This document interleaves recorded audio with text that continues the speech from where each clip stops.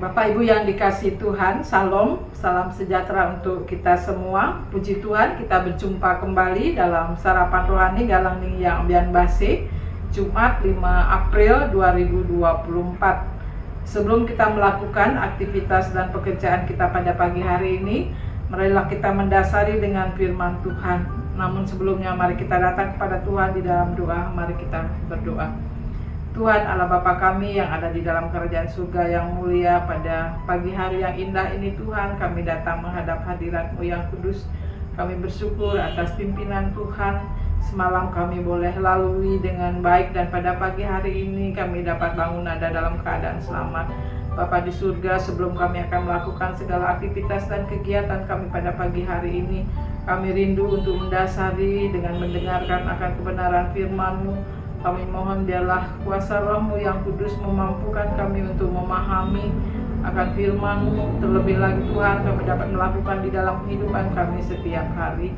Bapa di surga, ampunilah segala dosa dan kesalahan kami yang kami lakukan di hadapan-Mu, dan layakkanlah kami untuk datang menghadap hadirat-Mu yang kudus. Di dalam nama Tuhan Yesus kami berdoa, amin. Renungan firman Tuhan pada pagi hari ini terambil dari dua ayat firman Tuhan. Yang pertama dari Yehezkiel 16 ayat 60, yang demikian firman-Nya, Aku akan mengingat perjanjianku dengan engkau pada masa mudamu, dan aku akan meneguhkan bagimu perjanjian yang kekal. Yang kedua di dalam 2 Korintus 3 ayat 6, ialah membuat kami juga sanggup menjadi pelayan-pelayan dari suatu perjanjian baru yang tidak terdiri dari hukum yang tertulis, tetapi dari Roh. Tema firman Tuhan pada pagi hari ini adalah kasih setia Tuhan. Bacaan yang pertama dari Yehezkiel 16 ayat 60, Aku akan mengingat perjanjianku dengan engkau pada masa mudamu, dan aku akan meneguhkan bagimu perjanjian yang kekal. Bapak Ibu yang dikasihi Tuhan, suatu perusahaan biasanya akan membuat satu perjanjian bagi karyawan yang akan bekerja di tempatnya. Perjanjian itu mempunyai ketetapan yang harus diikuti, baik itu berupa aturan maupun apa yang akan didapatkan oleh pihak karyawan. Melalui perjanjian itu mereka telah menjalin sebuah relasi. Jika karyawan tersebut setia mengikuti perjanjian dan bekerja dengan baik, ia akan diberi hadiah atau upah. Tetapi jika sebaliknya dia melakukan pelanggaran, maka akan ditegur atau diberikan sanksi atau hukuman.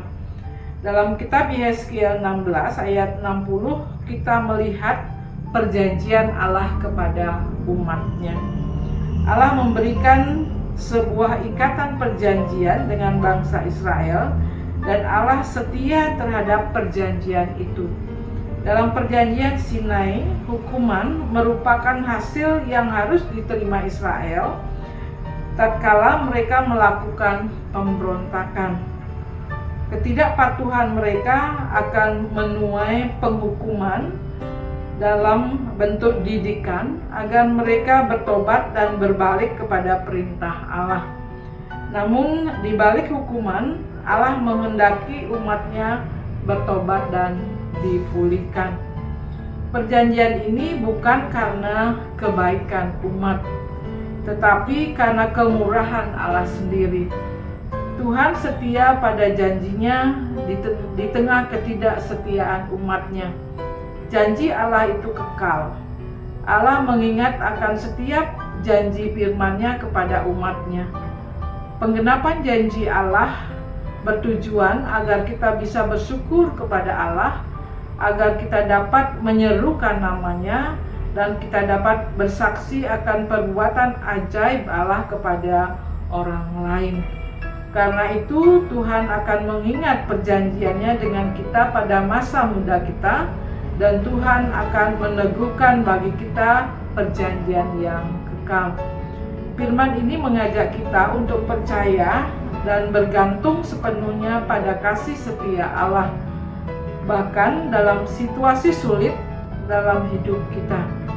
Ketika segala sesuatu berubah di sekitar kita, kita dapat mencari ketenangan dan kepastian dalam hubungan kita dengan Allah. Kasih setianya memberikan harapan, penghiburan, dan kekuatan untuk menghadapi hidup dengan penuh keyakinan bahwa Allah tidak akan meninggalkan atau mengabaikan umat-Nya. Dalam bacaan yang kedua, di dalam 2 Korintus 3 ayat 6 dikatakan, ialah membuat kami juga sanggup menjadi pelayan-pelayan dari suatu perjanjian baru yang tidak terdiri dari hukum yang tertulis, tetapi dari roh. Bapak Ibu yang dikasihi Tuhan, hidup yang dibangun berdasarkan hukum yang tertulis adalah hidup yang berdasarkan hukum-hukum dan peraturan-peraturan. Kita tidak dapat menjadi anak Allah karena hukum-hukum atau membangun kehidupan rohani dengan peraturan-peraturan. Kerajaan surga adalah roh.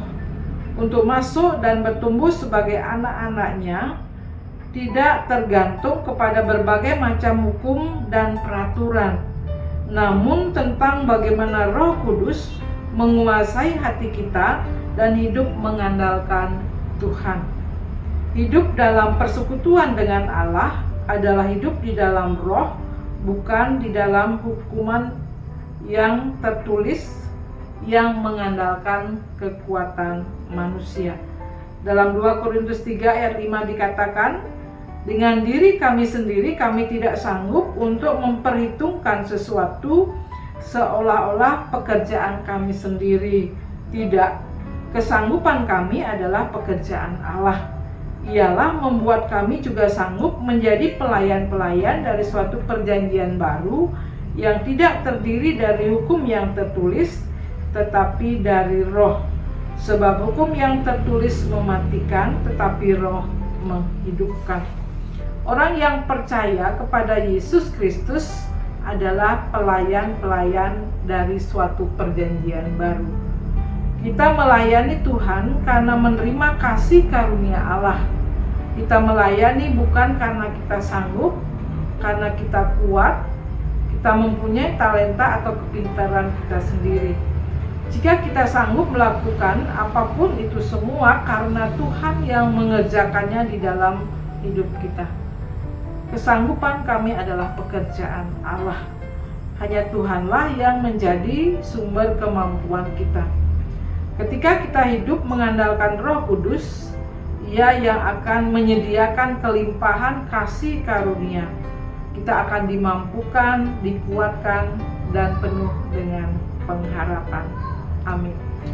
Mari kita mengamini firman Tuhan dengan kita datang kepada Tuhan di dalam doa. Mari kita berdoa. Tuhan Bapa kami yang ada di surga, kembali kami datang kepadamu. Terima kasih atas firman-Mu yang boleh kami dengar pada pagi hari ini, yang mengingatkan kami akan kasih setia Tuhan yang tidak pernah meninggalkan kami. Bagaimanapun keadaan kami Tuhan, kami aman dalam perlindungan Tuhan. Kami menyerahkan segala pergumulan yang kami hadapi Tuhan, baik secara pribadi, pergumulan di dalam kehidupan berjemaat, maupun di dalam kehidupan berbangsa dan bernegara. Bapa di surga, biarlah Tuhan yang memeliharakan akan kehidupan kami. Biarlah kami boleh menerima damai sejahtera Tuhan. Bapa di surga, kami juga berdoa untuk saudara-saudara kami yang ada dalam keadaan sakit. Biarlah Tuhan yang menyembuhkan mereka, memulihkan mereka. Dan juga saudara-saudara kami yang ada di dalam pergumulan, baik itu masalah ekonomi, masalah dalam kehidupan berumah tangga. Bapa di surga, biarlah Tuhan yang memberikan jalan keluar yang terbaik. Dan biarlah kami boleh memuji dan memuliakan akan nama Tuhan. Dan pada pagi hari ini Tuhan, kami akan melakukan segala aktivitas dan kegiatan kami. Biarlah Tuhan yang tutup bungkus kami semua dengan kuasa Roh-Mu yang kudus. Dan biarkanlah kami menjadi berkat Tuhan dimanapun kami berada. Inilah doa kami Tuhan yang kami naikkan hanya di dalam nama Tuhan kami, Yesus Kristus. Amin. Bapak Ibu yang dikasihi Tuhan, demikianlah sarapan rohani untuk kita pada pagi hari ini. Selamat beraktivitas, Tuhan Yesus memberkati. Shalom.